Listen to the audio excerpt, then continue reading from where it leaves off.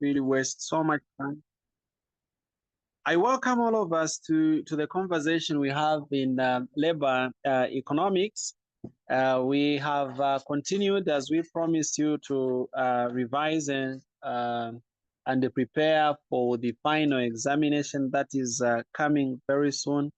So we encourage all of us to continue studying as we prepare ourselves for the impending exams. Exams are fast approaching, and we are encouraged to start studying. That is for those that are not yet, that haven't yet started studying, right? Let's start studying, please. We encourage you. Yeah, it would be nice to see all of you graduating next year. Note that some people start getting a pressure and start carrying some courses. They start graduating the other years. Please, we encourage you. Let's start studying. Huh? That was just some encouragement from the teacher. We have a set of the questions, and these are the questions that we have today. And I want us to start going through slowly but sure. Let me just confirm that you are able to see the screen that I am sharing. Is there any confirmation you are able to see the screen being shared? Yeah? Anyone can just confirm on our behalf?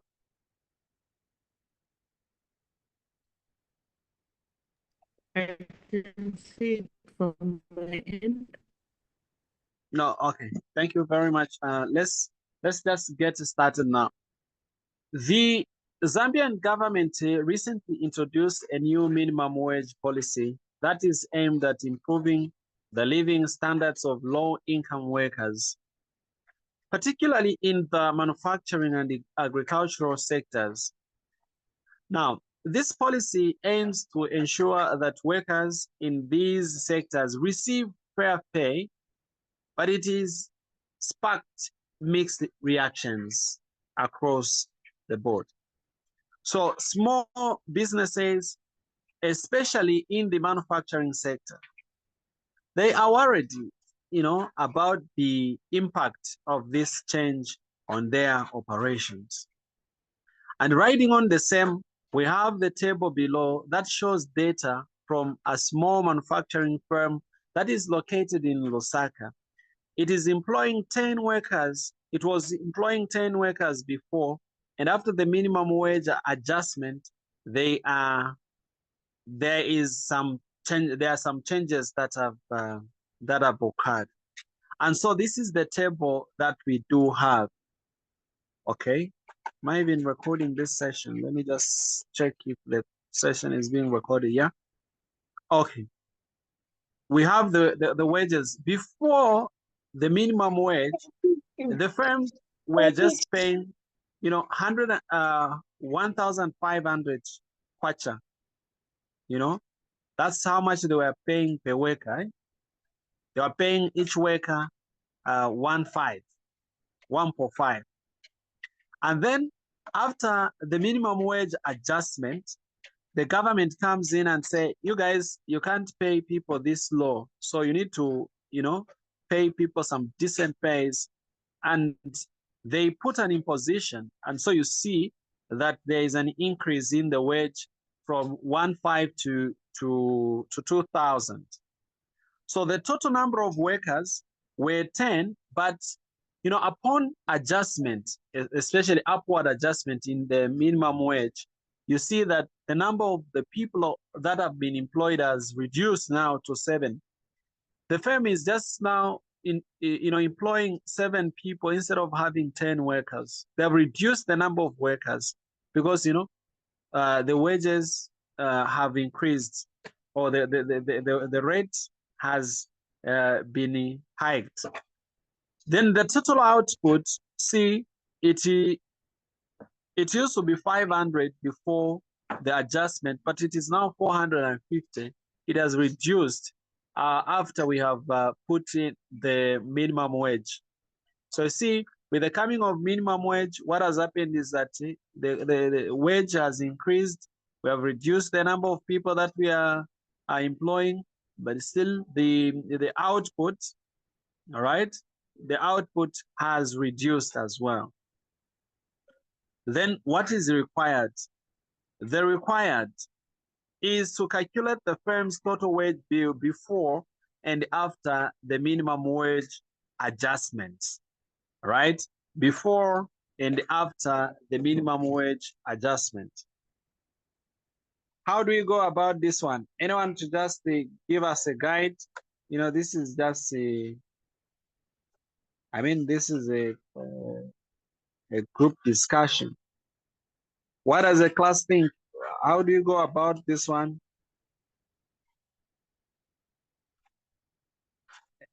Is there anyone who wants to take this one up? So yeah, Mr. Enion. Yes, madam. I think from my understanding, this one is a clear calculation. We're being asked to find the total wage bill. So it means the total wage bill for those 10 workers before minimum wage, we just multiply it by the wage bill per worker, it will give us the total. Yeah, thank you very much. Vice versa only. Thank you. So before the minimum wage, we had 1.5 and the number of people we are employing was 10.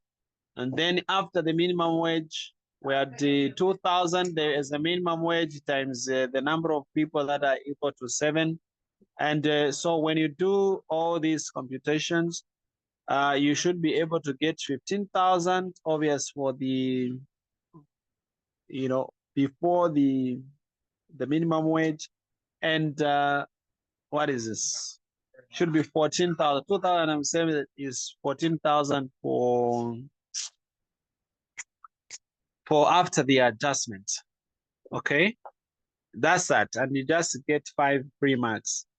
The next question is do we have any question on this one before we go to the next one? Comment, concern? Okay, nothing. Determine the firm's labor productivity. Now, labor productivity is measured in using different metrics. However, in this question, they have specified the metrics that they want us to use. They said we have to use the output per worker in both scenarios. Just output per worker, which simply means output,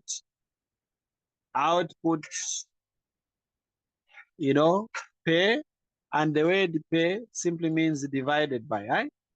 Output divided by the work, right?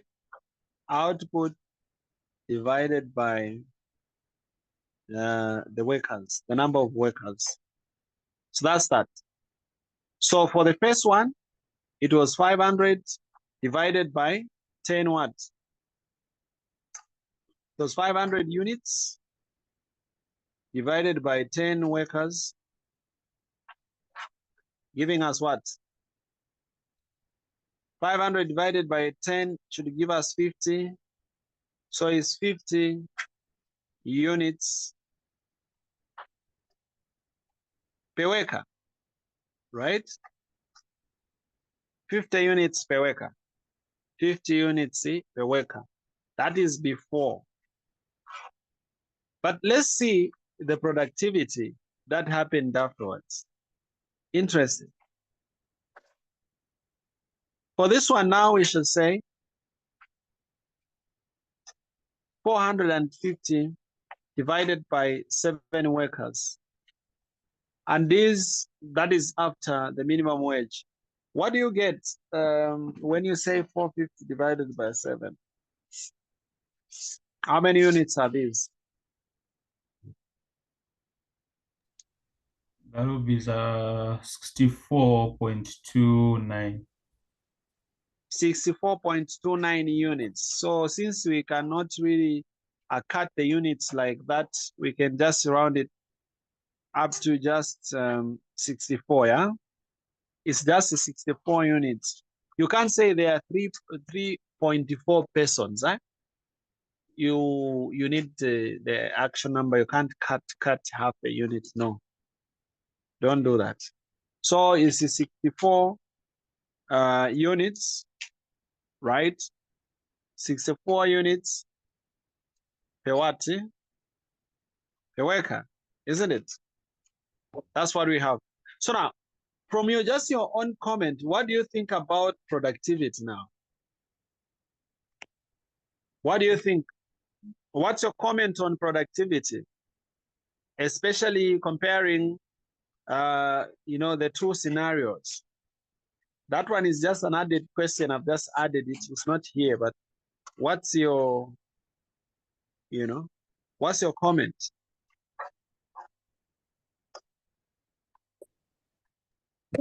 So I think productivity per worker increased after the minimum wage adjustment or after there was an increment in terms of the pay to the workers. All right. Thank you very much. What does that tell us? Are you able to simplify the language? We are still being technical. I want you to explain using simpler terms. What does it communicate to us, really? What is the take-home message?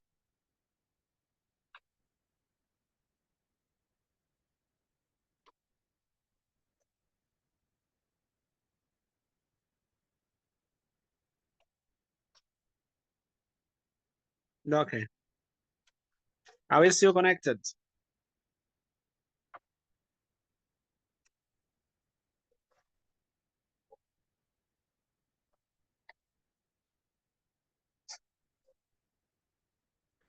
All right. So you saw how the efficiency,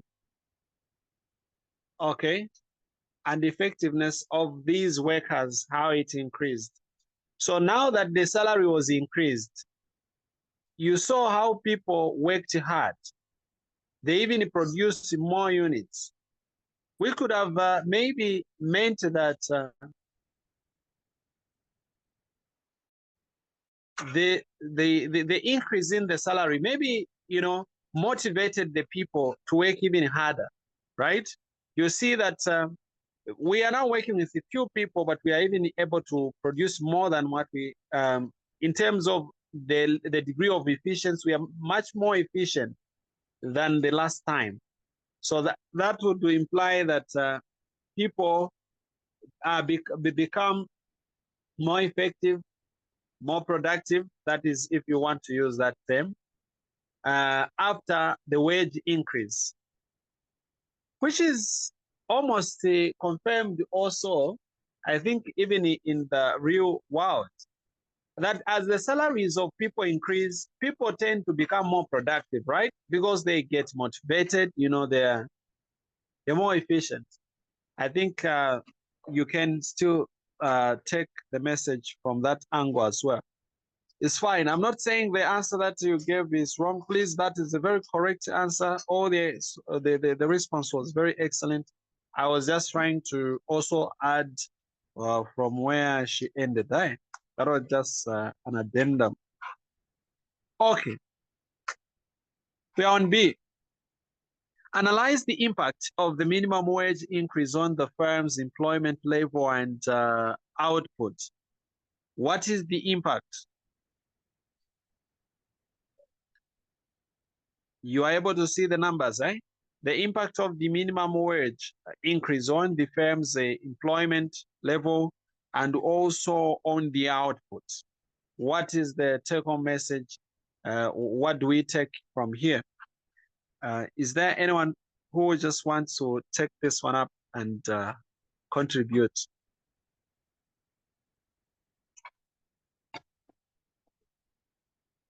What does the class think?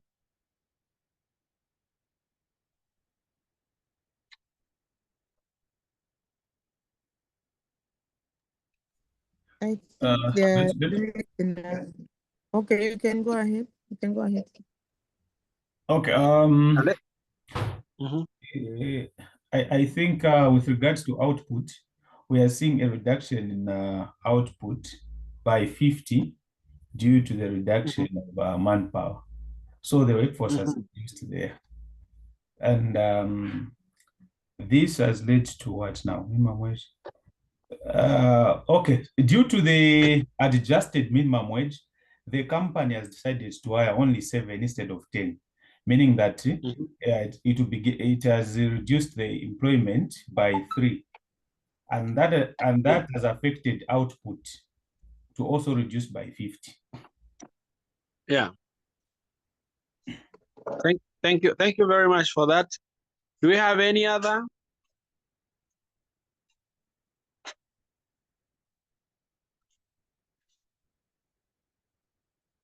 Do we have any other? Maybe we can also say with the increase in the salaries, Yes. the firm reduced the number of workers so as to somehow still maintain a manageable wage bill or wage rate for the employees. Yeah. Thank you very much for that addendum, yeah. Do you have someone else who wants to add?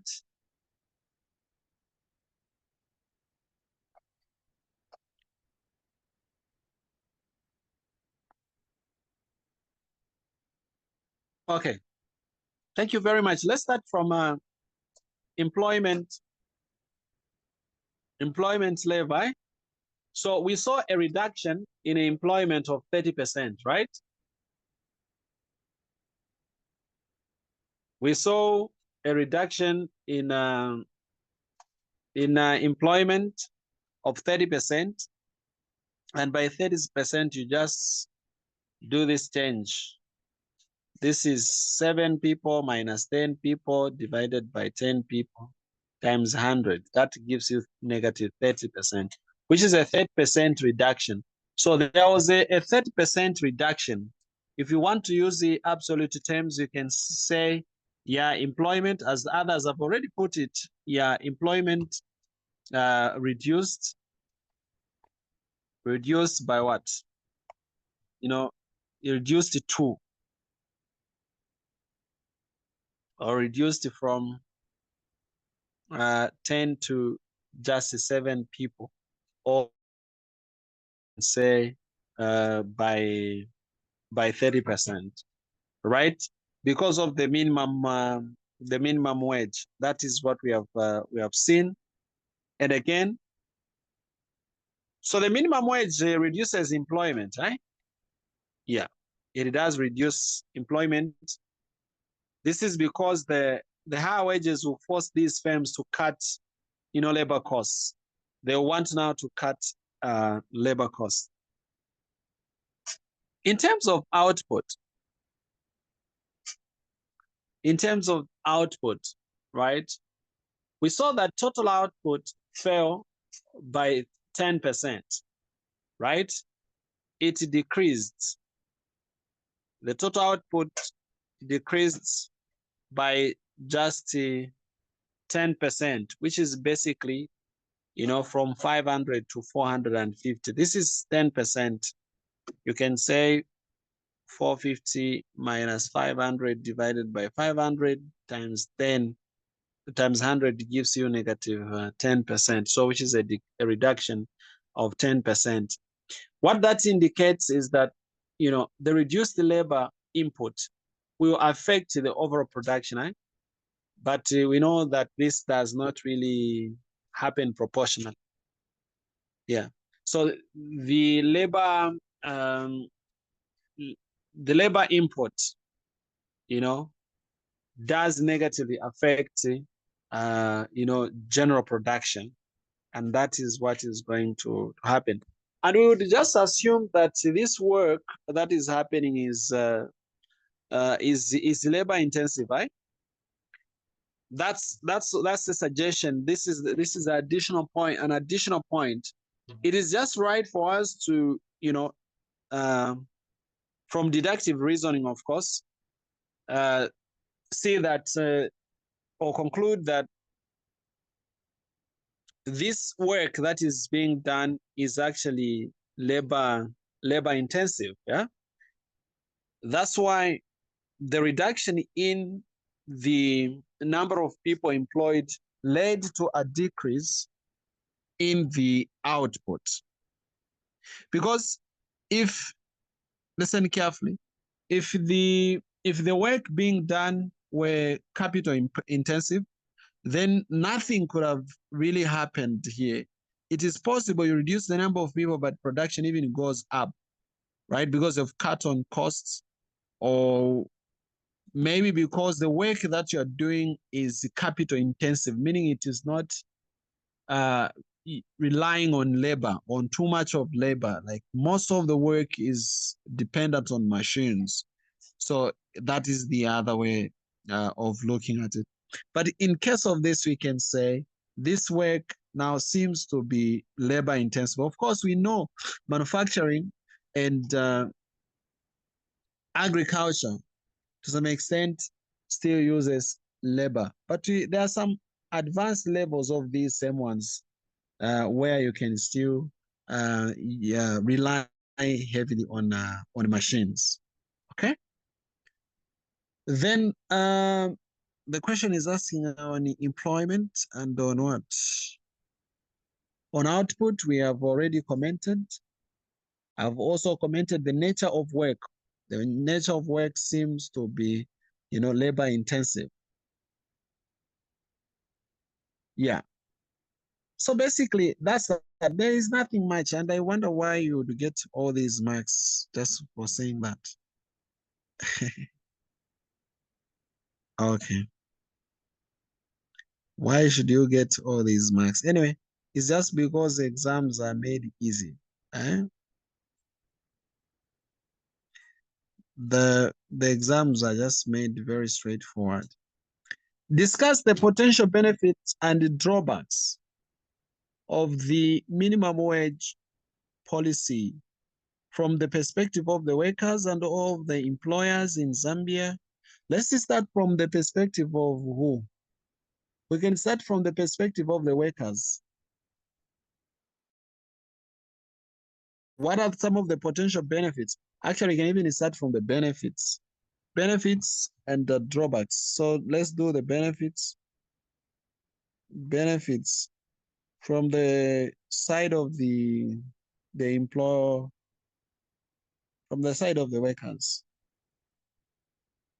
Workers, let's start analyzing. We are starting with benefits. The benefits of the minimum wage. What do you think? What does the class think?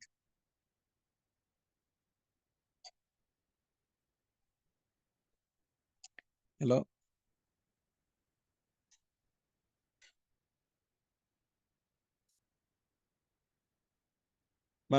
Is there any benefit of having a minimum wage policy from the perspective of those people that are working? Is there any benefit? Yes. What benefits? Benefits for workers are increased earnings, which obviously improve the livelihood of workers.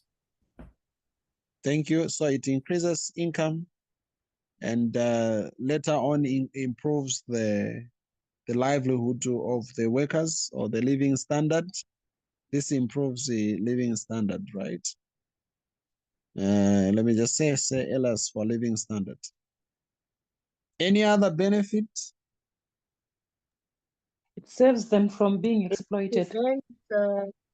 Oh yeah, and the payment. Yeah, I was about to say it reduces. Thank you so much. It reduces exploitation. Are you able to shed more light on this one? On exploitation? So if there is no minimum wage which is set by the government, people tend to pay maybe domestic workers low salaries. Thank you very much. So people end up underpaying, right? There are some employers that are not, how should I say? They don't care for people, right? At any point, they can want to give you anything they just think of, regardless of how much you are making for the institutions or for them. They don't care. even 1/4 they can end up giving you. So now that's why we have government come in so that people may not really be exploited. Thank you very much. Any other benefit? The other benefit could be increased morale, or let me say employees are motivated, and that can lead to productivity, which will lead Thank you. to profitability. Thank you. Thank you. Motivation, yeah? Yeah, thank you so much for that. Motivation, eh? When workers at least are paid some money that makes a bit of some sense, you see workers will now be motivated and they will at least work well, and this will increase production. Not, you know what usually happens sometimes, where workers are working and say, you know, we are even working, but we are suffering for nothing, you know. I think you understand these things. You've heard them in some places of work. People are working, but they're saying, even if I'm working like this, I'm working for nothing. You understand? They are equating whatever they're getting to nothing. This is just nothing. No, we are just getting peanuts. And when people are complaining like this, yeah, this, you know, affects them. They lose creativity. They can't even apply themselves at the place of work because there is literally no motivation, you know, to motivate them and have them work very well. Thank you very much for all these comments. So do we have some more? One more comment, then we go to the drawbacks.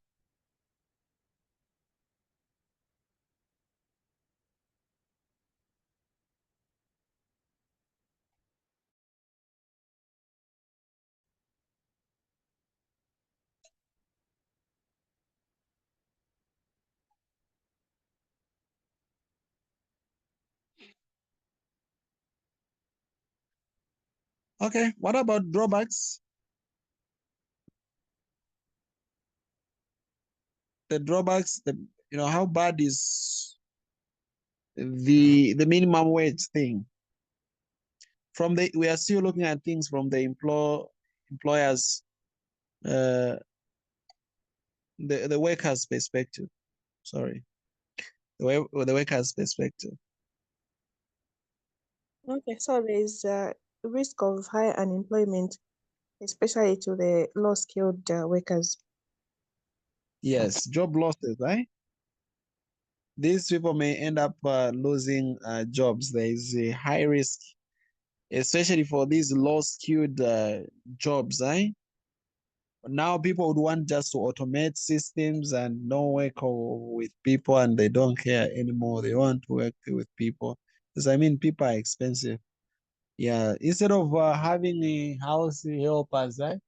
Helpers and whatever, people will just see automate. They'll buy machines. We just buy machine, everything. Work with robots home, right? Don't get house helpers, get robots. You know that behavior and all those things. And so there are some robots that even cut vegetables. Quite interesting. And you know, you have all these things, and you don't just want to work with people. Any other? Who's there? The demand for labor will reduce. Somehow it will lead to reduced opportunities for new entrants, like those who want to enter employment for the first time, per se, because employers might be less willing to hire inexperienced workers. So it will make it hard for new entrants to the market. Oh, all right. Thank you very much for that one. Thank you. We have heard. So employers may not be willing to take the new entrants. Any other?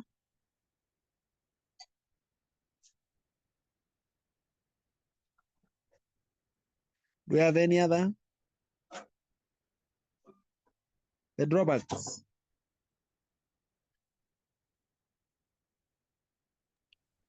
So, Mr. Ellen, even just from the calculations that we did and the analysis above, we could see that the total output reduced. So minimum wage may lead to reduced output and ultimately lead to maybe reduced profits, if I could put it like that. Yeah. Yes, it may reduce output. On the Yeah, part of the it firm. may reduce output. Yes, the emphasis, it may reduce output for But labor again, intensive jobs. Thank you very much for that one. Oh, sorry, you were still talking. Sorry, you know, we had to cut you short. Sorry. You can continue. no, it's fine. It's No. fine. I wanted to do the opposite of the same, where we could see the way you're reducing in terms of like on the part of the firm. Yeah.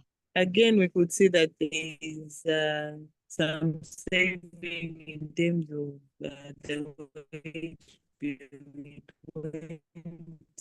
It reduced. So I don't Oh, know how we can put that, but okay. I Thank think you. on That the one we can positive look at it side from the employer. for the company. When you look at the employer perspective, right now we are still looking at the what's this? What are we looking at? We are looking at we are looking at the worker's perspective, huh? Not the employer. Actually, even reduce the output. This one is for is still is the employer part of it. How do you think? The reduced output. Who is affected by this? Is it us as the workers or the companies? Thinking it's a drawback for the firms, isn't it? Yes, The employer. the employers. So this one is still for the employers. Okay, so there can be something like there is someone who is doing this work. There is someone who is doing a research on work balance should be within this class. Who's doing a study on work balance? I have forgotten, but I think maybe might be in this class. If they are not in this class, I don't know, but yeah. So overload of work, eh? Overload of work. Now, when workers have been reduced, you know what that means? It means that we have to give more work to the few workers that we remain with. So people will now be stressed. There will be too much work, and most likely we may have these issues where people are not really being productive. You know, there's too much levels of stress now because work is too much. We don't want to employ more people, but we want people to do more work. You know, all that. And so that will still hamper on work balance. And work balance is very, very, very important. Yeah. There's a study that was done by someone is doing work balance. Anyways, I read their research and they did quite a good study and it was interesting. Okay. Are Away you from talking that. about the stress research? Yes, the stress one. Oh, that's me. Oh yeah, it's me, Such Talker. Thank you very much. You know, I'd forgotten the person, but because I've read quite a good number of the research papers that you people are doing. Okay. Yes, Mr. Shtuka did a good one. That one is a good study, you know, that he did on the same one. You know, when it is done, I think he will give it for us to read and just appreciate what is going on in these companies. All right, thank you very much. I've advertised that one. When he publishes it or when he is done, he is going to share with us. I think that is after marking and everything. After he has graduated, he will be able to share with us Okay. Let's wind up by looking at the employer's perspective, right? Benefits. Employers. The employer perspective. So One. on the employer's perspective, we have higher productivity. Better wages always attract employees, especially the skilled workers. Yes, higher productivity. The skilled workers now will come and they are willing to go an extra mile for you.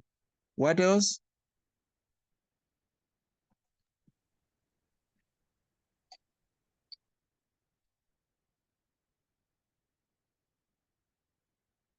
There'll also be employee retention, improved. You know, we need to retain employees. That's what we want. So this reduces the turnover, employee turnover, where employees are just busy leaving a company because they're not happy. At least it reduces. Those are some of the benefits, plus many more that you know. What about drawbacks? Drawbacks for the same? I wanted to add one more on the Yes, you can add. benefits to the employer. Yes, you can add. Yes, with a motivated workforce, you are guaranteed of standing out in terms of external competition with other players in the Oh, yeah. market. Thank you very much for that one as well. Please, we can add that as well. What about drawbacks? Increased labor costs. Yes, labor costs will increase. This increases the costs of labor. What else?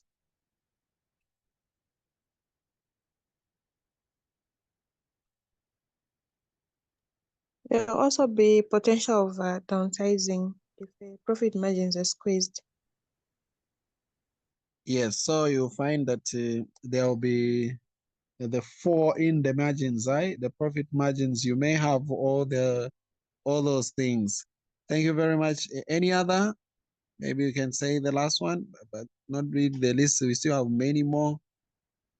Possible reduction in production, since there's a high chance that the workers are demotivated and their output will reduce.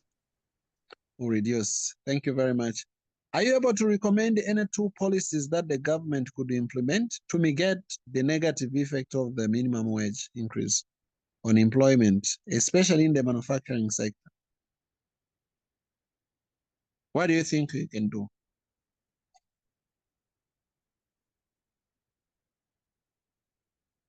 In the manufacturing sector, what can they do?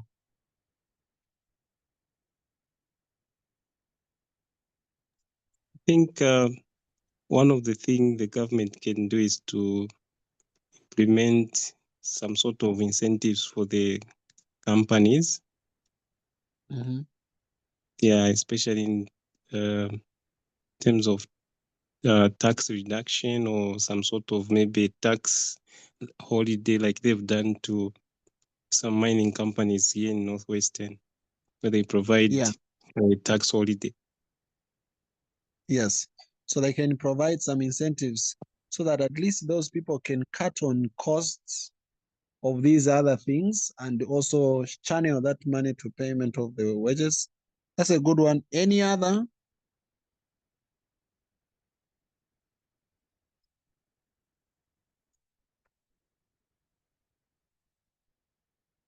Do we have any other?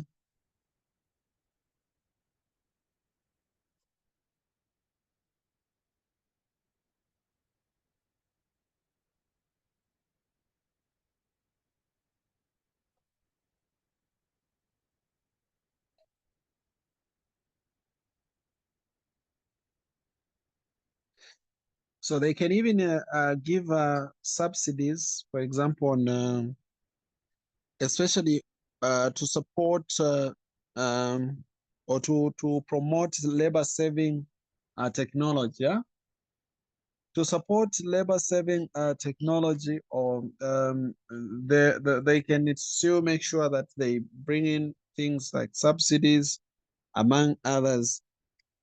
Yeah.